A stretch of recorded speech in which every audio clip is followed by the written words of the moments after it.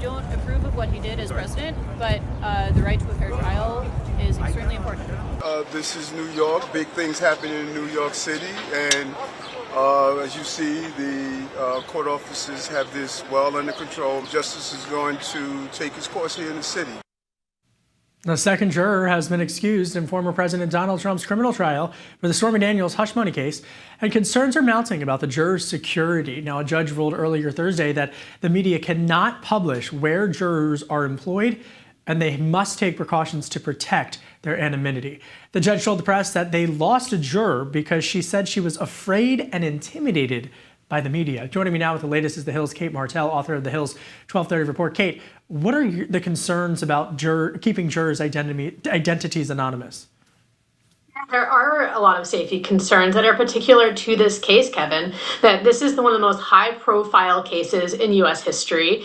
On top of that, you also have Donald Trump is a particularly polarizing politician that most people have an opinion on him. And you can argue that no matter how this jury ends up ruling in either direction will be under enormous scrutiny. So it adds this security component, not to mention there's an issue of, whether former President Trump would ever go after them in social media posts. So they're worried about their identity. That one particular excused juror was worried about her identity being trackable. And I think that's a very valid concern. That's why we saw one drop out. And I think it's very particular to this case in a way that a lot of juries may not usually have this issue. Well, I'm glad you brought that up about the going after the jurors from former President Trump, because there was that whole back and forth with Trump and the judge's daughter. So there really are concerns about that, Kate.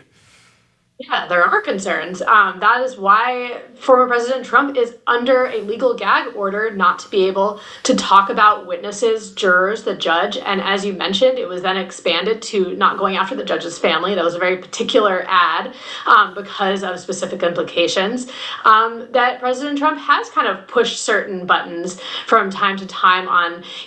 We've seen reporting that from the pool reports that he's sitting in court fairly calm, not adding much, is just kind of watching all this unfold. Then he gets home and he goes on Truth Social and he starts to portray, a very angry defendant, and he's discussing parts of this case that is why we have a gag order now, and that's why I think some of these jurors have these concerns. So the prosecution is telling the judge that Trump broke the gag order 7 times. Now Trump refutes that, but is Trump going to go after the jury? He certainly could. He's under this legal gag order. There are fines associated with breaking the gag order. So it remains to be seen how Trump will handle it. The judge so far doesn't seem to have much of a sense of humor for him pushing the line on going after these jurors. He hasn't gone after prospective jurors by name that I've seen, but he did reference a Fox News report calling some of the prospective jurors undercover liberal activists. So that's in a case where he may not be going after a juror by name, a prospective juror by name, I should say, but is going after them as a whole. And I think that is raising some of these concerns. And that's why, it's unclear whether Trump will continue to follow this. Depends what the fines are, I guess. Meanwhile, on Capitol Hill, there's been major movement with House Speaker Mike Johnson in advancing the 4-in-8 bill, TikTok ban bill. That piece of legislation has now been attached to it. So is that going to help boost Republican support? Certainly can't hurt, Kevin. How we got here is that there was this one foreign aid bill, and Speaker Johnson, under a lot of duress from, internal squabbling among his caucus, said, okay, let's split this out into 4 a la carte bills. You pick what aspects you want to vote for. We'll separate Ukraine, Israel, Taiwan, and there's this 4th part of the bill, this catch-all GOP national security priority bill. And in that is the TikTok ban. So it's sure will sweeten it. That doesn't necessarily mean that it will help the Ukraine vote, but there is a lot of bipartisan support for this TikTok ban. And when I say TikTok ban, I also mean the fact that China would have to divest in it. So if they do not within the allotted time frame, that would effectively be the U.S. ban. But there does seem to be a lot of bipartisan support, and there are a lot of hesitations among House Republicans in particular for passing this foreign aid bill. So the fact that TikTok talk is added onto this and is fairly popular among both parties because of national security concerns, it certainly can't hurt. Well, Republican leaderships are mulling changes in order to make it harder to boot House Speaker Mike Johnson. Of course, MTG as well as Congressman Tom Massey have said that they are planning to move forward with plans with the motion to vacate to try to remove Johnson from his speakership. So how are these changes going to work?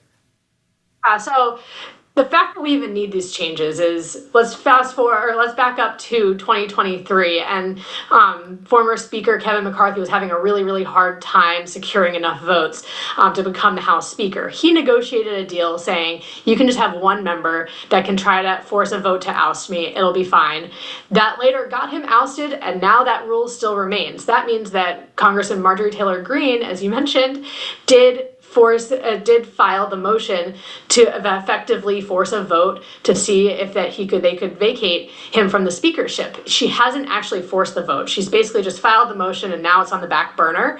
But now there's growing momentum particularly among rank and file Republicans that want this threshold to be higher again, that it just empowers one single member that might have a grievance with the speaker that can then threaten to oust them from the speakership and cause a lot of chaos for Republicans. And as we head closer to November, this is not something that House Republicans want as a news story. This is not something they want to continue to deal with.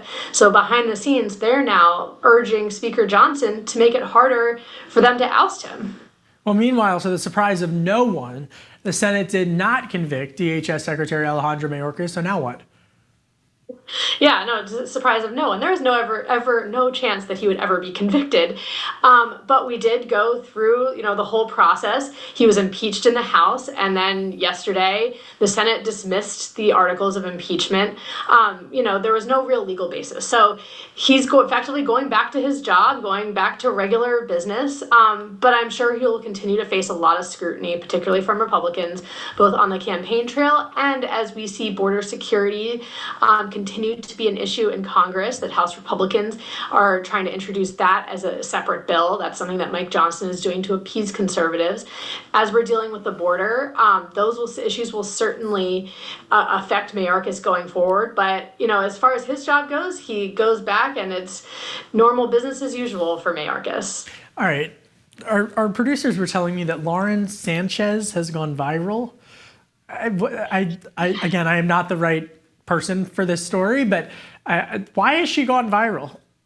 She has. So she attended the White House state dinner with her fiance, Jeff Bezos, and she wore, as you can see, a ruby red dress that, some on social media were calling inappropriate and embarrassing. And now it's been, the talk of political Twitter, that she's gotten a lot of pushback. I will also say that I've seen a lot of people come to her defense saying she can wear whatever she wants, that people are being highly critical of her and, going after her appearance that she should be able to wear whatever she wants. But she has certainly caused a stir on social media by what she chose to wear to this state dinner. I gotta tell you, Cate, I'm probably gonna get in trouble for saying this, but can I say it anyway? All right. As someone who can barely remember to pick up his dry cleaning, I am not the guy to judge people on their fashion sense. So I'm just, yep. Anyway, Cate Martel, thanks as always, author of the Hill's 1230 Report. Excellent work. Thanks, Cate. Thanks as always, Kevin. Now with the latest on the Civil War era abortion ruling in Arizona, state Republicans have shut down another attempt to repeal the near-total ban. It's the second time in weeks that Democrats couldn't push through their repeal bill. Prominent conservatives like former President Donald Trump and Senate hopeful Kari Lake are urging Republican leaders to overturn the ban. If they did repeal the 1864 abortion ban, Arizona would go back to a 15-week abortion ban that got tossed out by the court. The rise of artificial intelligence will impact 40% of the global workforce. That's according to the head of the International Monetary Fund. The IMF and World Bank officials are hosting their spring meetings in Washington this week. And IMF Managing Director Kristalina Georgieva said that artificial intelligence will boost productivity and also threaten some jobs. She called on businesses and policymakers to invest in digital infrastructure and skills. But she also said that strong social safety nets to help determine the pace of AI adoption and its impact on productivity are going to be needed. Camelot is backing Biden. The Kennedy family has made it official. They are going against their own blood. Robert F. Kennedy Jr. They are now formally endorsing President Biden for re-election, as has been expected. But RFK Jr. is still garnering 8% of the vote nationally, according to recent polls. Joining me now is Matt Taglia. He is the senior director of the Emerson College Polling Center. Matt, in your three-way matchup poll, Trump is still ahead by Biden by close to 4 percentage points, but RFK is landing like 7 or 6%. I mean, how serious of a threat is RFK Jr. to Biden? You know, I think it's a little unclear right now. So he polls about 5% from initial Biden voters before we ask them, before we ask the undecided voters to make a choice, while he's polling about 4% from Trump. So those are pretty close. And then once you factor in the leaners, those who aren't decided, but when we push them towards either Biden or Trump, then it gets to about 8 and 7% respectively. So it can really go either way. However, in the five-way race, what's interesting is that 31% of those initial undecided voters break for Kennedy, and that's versus 15% for Biden and 5% for Trump. So I think we can definitely see that these voters will have an impact on the race, depending on ballot access for Kennedy and how these campaigns shake out. But that 31% number, that's pretty sizable. And frankly, if I were either candidate, I'd be concerned about that. Well, the latest data also has that the economy is issue number one for voters. Now, that's a change from immigration previously being the top issue. Why do you think there's been a shift? Well, we found that the economy has been pretty consistently hovering around that 28 to 35% mark since the beginning of the year. And I think that right now we're seeing a bit of a shift because 75% of voters say that the cost of living is rising. And that includes 91% of Trump voters and even 59% of Biden voters. Those are pretty substantial numbers. Just 14% of Biden voters say that the cost of living is easing. So there's clear concern about the economy. I think maybe it's also tracking up a bit in this latest poll because tax day was just the other day. So folks are looking at their bank accounts a little bit more. They're seeing the cost of goods. So yeah, I think it makes sense given the cost of living numbers and just the time of the year. So Trump is leading Biden nationally by 3 percentage points. So who has the momentum right now? It's tough to say that either candidate has momentum. Yes, we see in the past few polls that we've conducted nationally that Trump has been tracking up slightly, but we don't really see him get past that 46% mark. However, to the extent that there is momentum with either candidate, I think it is with Trump. We can see him winning a little bit more among independent voters than he did previously. That gap now is about 10 points for Trump versus, I think, about 7 to 6 points previously earlier this month. But I think the way to really look at this is that Biden is losing a bit of momentum. So we can see the undecided number has grown since earlier this month. So we're now at 12% undecided. That's pretty significant. And we see that Biden's number really took the brunt of that. So why? I think probably economic conditions. 53% of these undecided voters say that the economy is their top issue. And I think that that's just inescapable for Biden here. So again, not necessarily momentum for Trump, but I think momentum away from Biden, more towards that undecided, not sure, maybe going to vote third party. And that's where Kennedy comes back in. Who knows?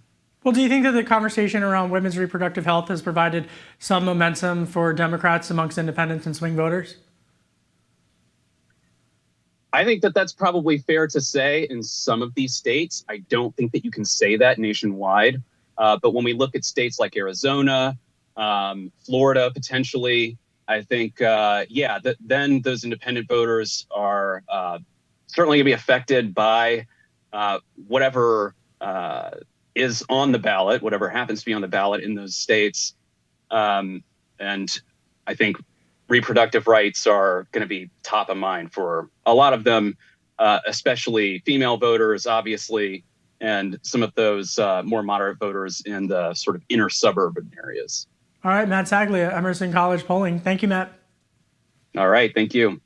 And check this out. We've got stunning footage of the northern lights painting the sky over an erupting volcano in southwest Iceland. This is really cool. The volcano has erupted 4 times in recent months, sending lava directly toward a nearby community. But the latest eruption, it's lasted 28 days. It's become the second longest that has occurred in recent years. I kind of like this story way better than the eclipse. It's just cooler. Look at those lights. Who doesn't love those neon lights and the interesting pale blue dot conversation that we can do? That's it for today's Daily Debrief. I'm Kevin Cirilli. You know, fun fact, Congresswoman Alexandria Ocasio-Cortez has an asteroid named after her. I bumped into her the other night at a Substack thing and was talking to her about having an asteroid thing. Anyway, I'm Kevin Cirilli. Be sure to like, share, and subscribe to The Hill's YouTube channel, and come back here soon for the intersection between politics and policy.